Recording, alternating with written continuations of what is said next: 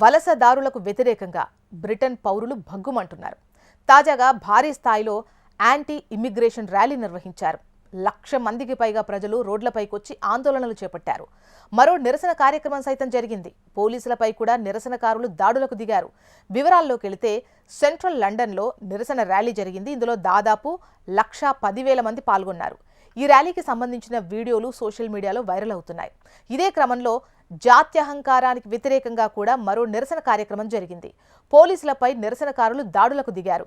UK చరిత్రలోనే అతిపెద్ద rally ఇదే అని మెట్రోపాలిటన్ పోలీసులు తెలిపారు.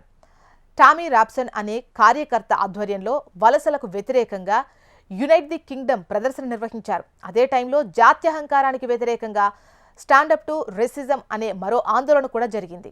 ఈ నిరసనలో దాదాపు 5,000 మంది పాల్గొన్నారు. అయితే ఈ రెండు గ్రూపుల మధ్య గొడవలు జరగకుండా ఉండేందుకు పోలీసులు భారీగా మోహరించారు.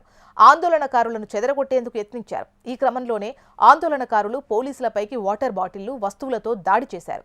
ఈ ఘర్షణలో 26 మంది అధికారులకు గాయాలైనట్లు తెలుస్తోంది. ప్రస్తుతం వాళ్లకు ఆసుపత్రిలో ట్రీట్మెంట్ అందుతోంది.